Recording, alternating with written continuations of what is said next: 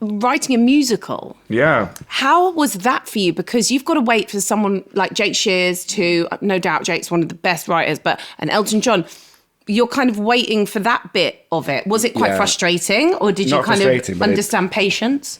You learn a lot about yourself because, you're not in control of everything, and that's great as well, because you're sharing the... Tammy Faye we're talking about. Faye, which I'm so annoyed I didn't see. To the West End. We did really well at the Almeida. It did incredible in the Almeida. It was like... did not do well at all on Broadway. And which, one of those, I know, it was probably... But it's... Well, and I'm really sorry about that. But I mean, thank you. But explain what Tammy Faye's about, and maybe that's why it didn't do well on Broadway. Possibly. I've thought about it a lot. I don't think I've completely understood that moment, but like in a Gareth Southgate, Pippa Grange, where I try and go, well, what was that? Like, failure is an important part of your life, and what was I in control of? What can I learn from it? What was I not in control of? Was it always destined to fail? So Tammy Faye was a musical. I wrote you call it the book, but the script, which is sort of how you structure the story and the dialogue. Jake Shears, amazing friend of yours, like Scissor Sisters guy, he wrote the lyrics, and Elton John, which was amazing. I mean, this is an incredible trio. It was really lovely to spend time with these people who I just admire and adore. He wrote the music, and so the rhythm of that is, I worked a lot with Jake directly on the story. So you go, here's how I'm going to shape the story of this televangelist who, despite coming from that world of sort of right-wing Christian America, found a really beautifully tolerant, progressive version of her faith, whereby she was the first person, I think, to have an AIDS patient on her evangelical show, and she really celebrated him and celebrated gays in the church, and the church turned against her, and she was this incredible figure of defiance and celebration, like a beautiful woman. It was also very complicated. She bankrupted loads of people, and she said she didn't know all the money she was taking in on excessive glamour and houses and cars and really lovely, meaty, complicated stuff.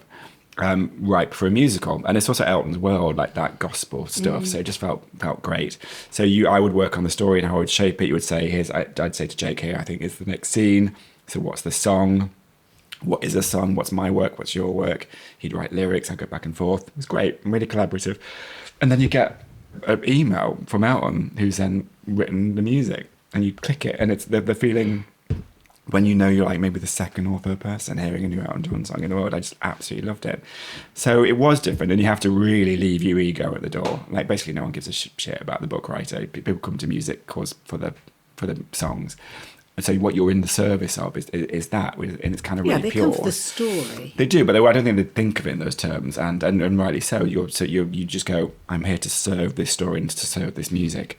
And it went really well in London. It went amazingly. It was sold out. It was sold out. Katie Braben got an Olivier Award for it. It was amazing. Yeah, and we couldn't get a ticket. And I was supposed to go on the last night, and I was sick or something. No, we were sick. Oh, you were sick? We had COVID broke out in the company. That's what happened. We had to cancel it, yeah. And then you go to Broadway, and it gets taken off quite early. Really, it was like, you have to own it. And the other thing we don't talk about. It was 2 months. It was about that. It was probably less than 2 months. Less than 2 months. It was one of those that will go, like, in the history books, where it goes, it was bad. Could you feel it happening when you were there? Were you like, what's going on? I knew something was wrong. You could feel so there was not either the mood wasn't right, or there were challenges as well. Again, it's no one's fault, but we were in a really big theatre, possibly too big. We had to fill that. I also think there was understandable questions about, even though Jake is American, is a British transfer of an American story.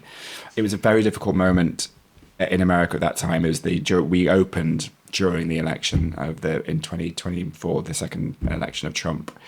Very violent time in America, a very upsetting time, and I get that, and I really respect that. And for some reason, you have to go, was it slightly the work? Was it my work? Was it the work? And was it the wrong time? Was it the wrong place? But for some reason, it just didn't take. But it's definitely not the audience's fault. It's definitely not the theatre's fault. I think you could bring it back to London. But would you bring it back to the West End? Yeah, that's what... Or does it feel a bit raw still? It'd be really brave to go, we're going to try it again. And that has happened.